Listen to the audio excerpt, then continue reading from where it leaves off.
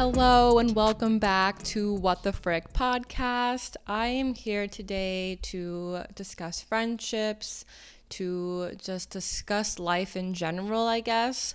I recently got back from a girls' trip in San Diego, and while I was there, I realized how important it is for us to get out and make time to see the friends we have that maybe don't live down the street. It can be really hard when you're coming out of college and your friends probably don't live in the same city as you. You know, a lot of people go out of state for college, and a lot of the times those could be the friends that you made there. I, for one, have a good group of friends here in Phoenix. However, I don't have a group of friends who are constantly hanging out and getting together like we did back in college. So I was in a sorority in college, and I want to do a whole separate episode on that in the future. So more to come on that. But I made some good friends in that sorority, and it's interesting because I feel like I had little friend groups within a sorority, which is a friend group in its own. But there were three people in particular that we kind of became our own separate group. And it's funny because it happened after college itself. One of my good friends that lives here in Phoenix, actually, that I see quite often, is in the group. And then one of us lives in Portland, Oregon, and the other one lives in Orange County, California. And it can be hard because while I see the friends that live closer to me, especially the one here in Phoenix, on a regular basis, it's not the same as getting together in a group setting and, you know, being together, doing fun adventures together, and going out together. It's always going to be hard, I think, to find like a common spot that works for everyone, but this was a very good choice. I feel like San Diego is a pretty popular destination in the summer with the weather being so beautiful. I hadn't been there in years, and I think overall it was the best spot for us to choose. So again, I think it can be really detrimental on your mental health when you have friends that don't live in the same area as you. I think it's important to make that effort and put in that time to not only if you're just talking to them through texting or Snapchat or sending memes or TikToks back and forth, but you actually put in the effort to see them in person. And I have a lot of friends that live all over the country who I see maybe once a year or maybe once every few years. And I'm trying to get better about prioritizing that. I think it's hard as an adult when you have all these other responsibilities like going to work and paying your bills, and maybe you only have so much paid time off. So you're trying to figure out the best way to utilize that that's going to make the most sense for you. But I think it's important every now and then to really look at your surroundings and say, like, who haven't I seen in a while? Like, maybe you had a friend that came and visited you last time. Is it your turn now to go to them? Or maybe do you want to pick a city that neither of you has ever been to and kind of make a whole trip out of it?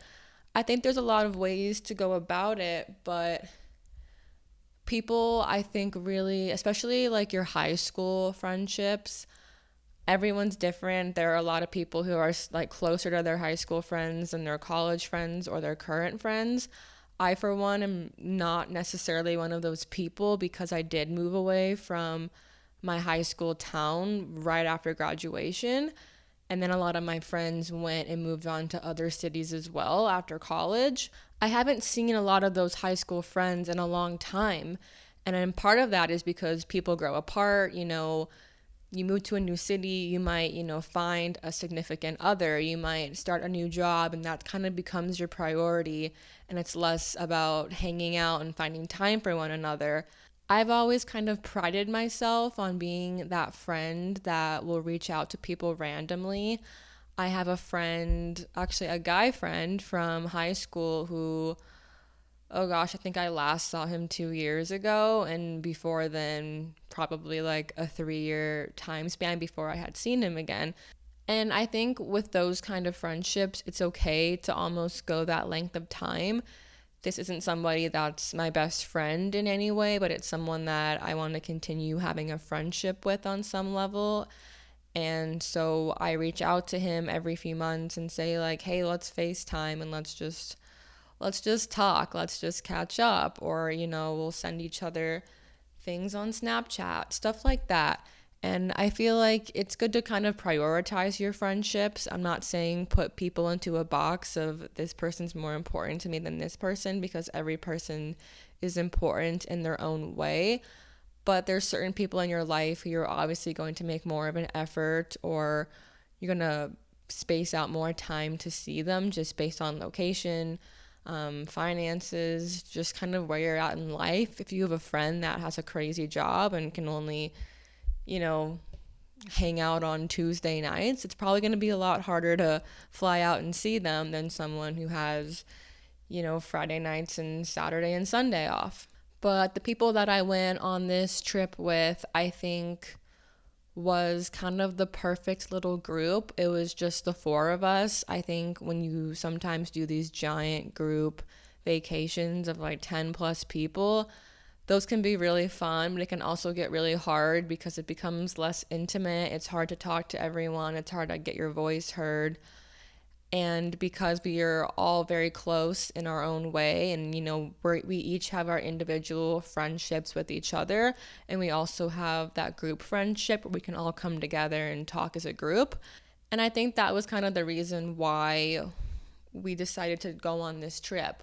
We had all seen each other back in 2019 when I was living in Seattle. We all went and visited the girl that lives in Portland. At the time, she was actually closer friends with the other two girls, but because I lived only 2 hours away, and we all kind of had that group entity, she invited me down, and we like all spent the weekend together, and it made us all that much closer, which led to us kind of deciding to get together again more recently. It's funny because I feel like people think girls' trips are so dramatic and crazy and wild, and we go home with like bruises covering our legs. And every now and then, those are the kind of trips that occur. But I think what was special about this trip is that really nothing crazy happened. The craziest thing we did was spend a Saturday basically just bar hopping around San Diego, and it led to a few of us being just extra tired and not really wanting to go out that night. But nothing crazy happened in terms of drama, in terms of people getting mad at each other, or us just not really knowing what to do. We did not go in with an itinerary whatsoever. All we knew was the hotel we were going to stay at and that we wanted to have a beach day.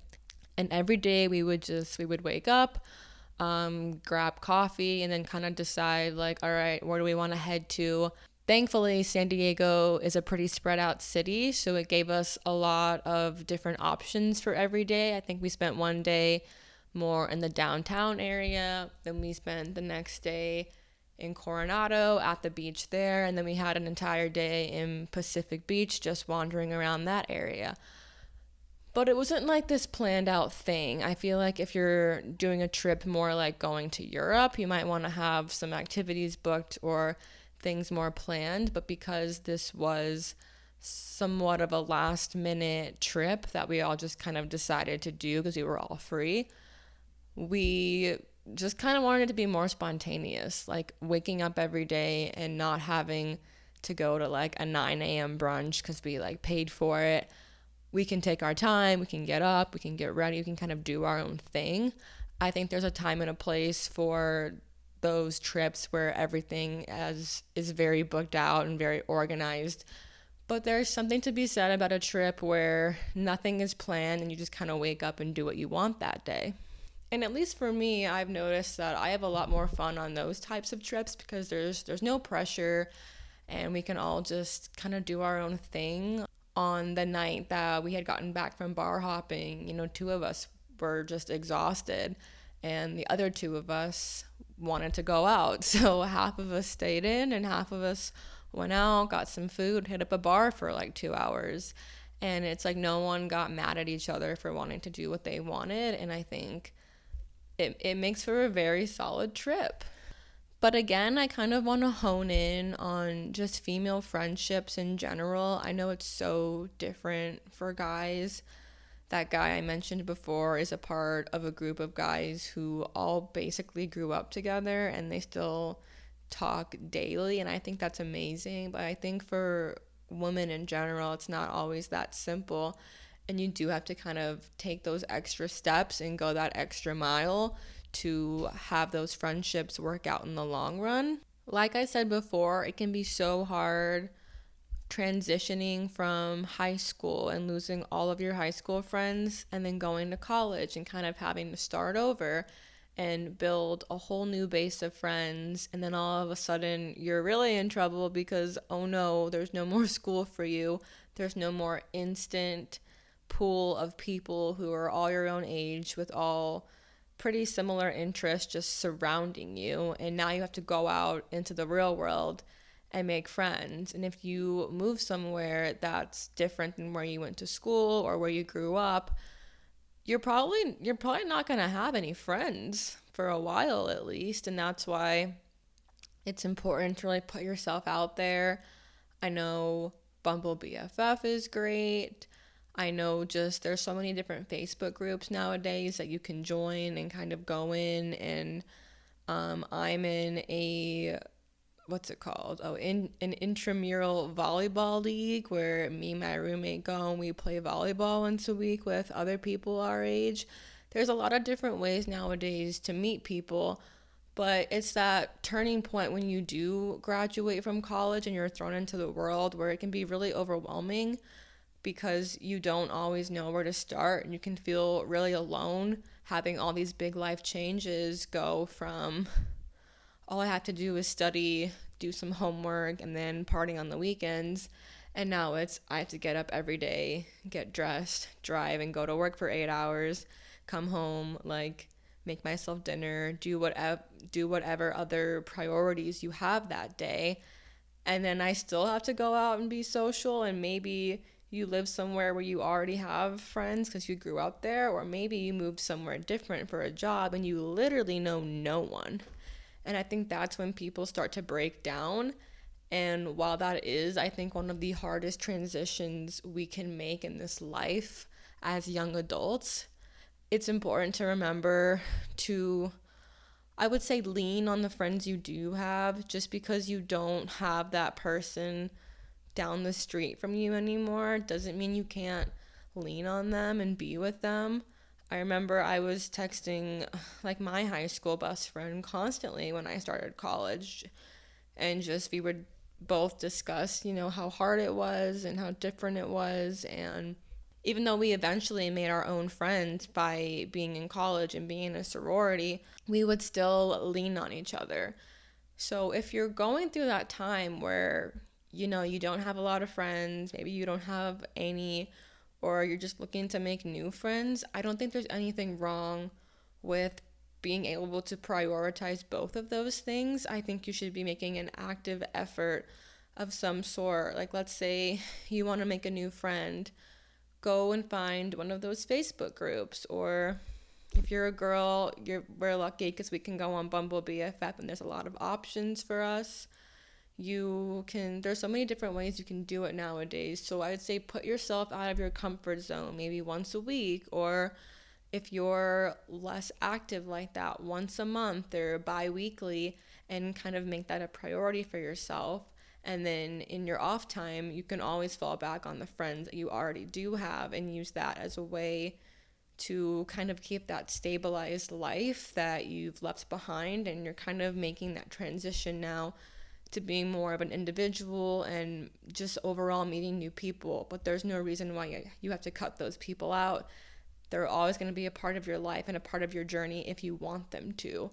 It's when people move away and they find all new friends, or they just completely give up on what they had because it's too stressful for them, and they don't contact them anymore, and all of a sudden it's like your best friend from high school you haven't spoken to in 5 years because neither of you have tried. And it is a two-way effort, but I think if there's someone out there putting in that effort, then that's really going to help the other person feel like, oh, this person is reaching out and they do still want to have that friendship with me, I'm gonna make sure I do that. As always, I'm gonna tell a story because why wouldn't I?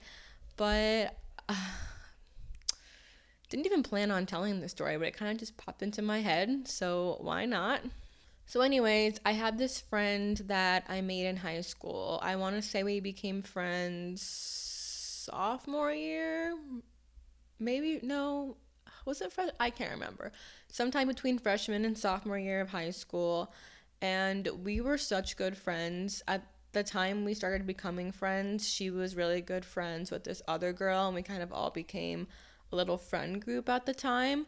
But between when I met her and the end of senior year, we had grown so close. We had some classes together, I believe, freshman and sophomore year.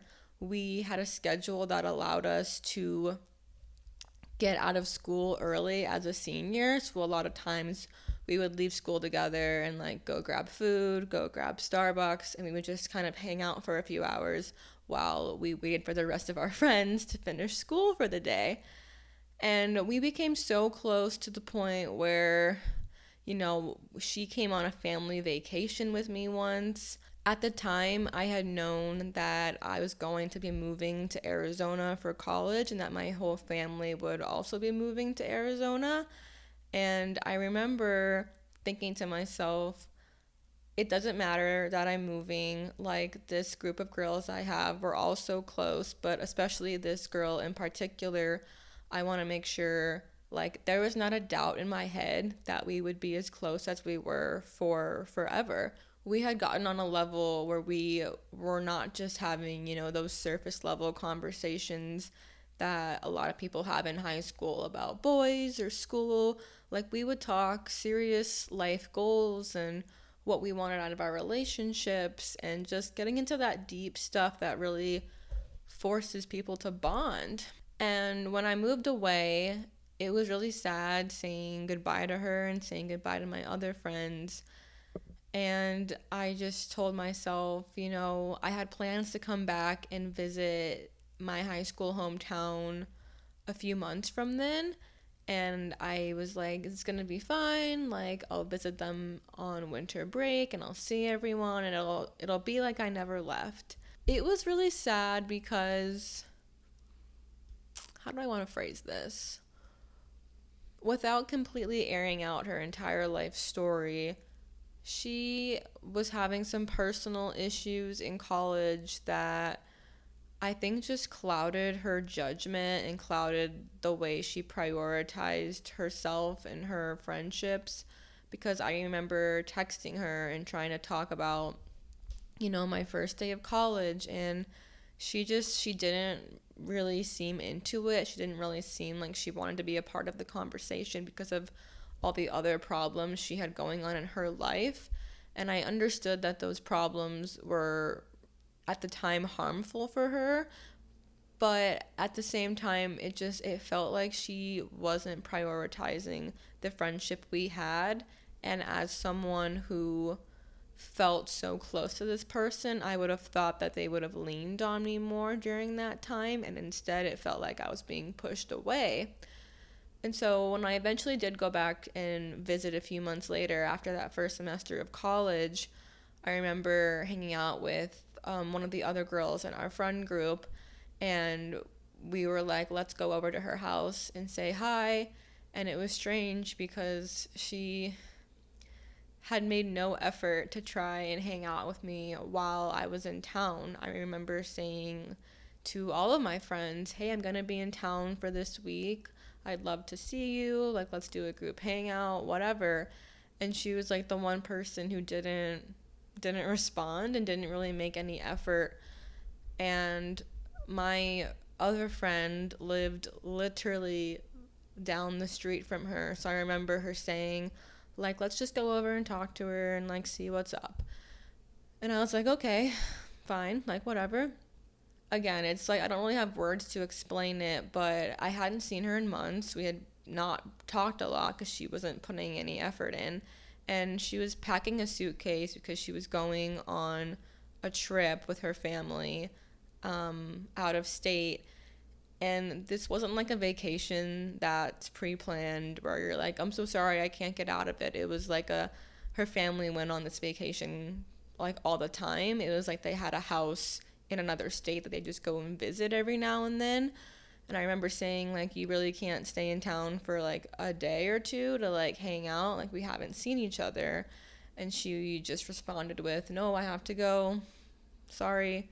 But with pretty much no emotion behind her voice, just a lot of, it was like, it almost just felt selfish. Like, she was just prioritizing herself more than prioritizing the fact that I flew all the way across the country to see all my friends, and you're making zero effort to do that. I want to say we were there for maybe an hour, really wasn't that long, but all she could talk about was herself. And I think that's when it hit me that this person doesn't really view me as a friend anymore. And if I'm going to come all the way here and make an effort to try to see her and talk to her, and all she's going to do is talk about herself and not put forth any effort into talking about my life or trying to stay and see me, what am I doing here? So fast forward, that was freshman year of college, but throughout my entire college experience, I never really tried to follow up with her again because she made it pretty clear where she stood. And I always kind of figured like I put the ball in her court and she never tried to throw it back my way. And so let's fast forward again. I'm like, where are we? This was, was it 2020? No, it wasn't. 2021, I believe. Yeah. So I wanted to kind of host like a little high school reunion with my friend group that I had in high school. At the time, I was living in Las Vegas with my parents due to COVID, and my parents were going to be out of town for the weekend. So I thought to myself, why don't I send everyone a text saying, would you be interested in coming to Las Vegas for a weekend? I'm going to invite these people. My parents will be gone. There's plenty of rooms for us to all hang out and chill in. We can just kind of relax and all catch up and hang at the pool and go out and stuff. And so I had texted 3 of my guy friends from high school that I felt I was still close with. And then I texted both of those girls as well, including the one that I hadn't made an effort. But at this point, it had been so many years, like 5 or 6, since that encounter with her in her house. So I was like, let's just put it past us. Like, we've kind of grown up. Like, let's see if she's changed.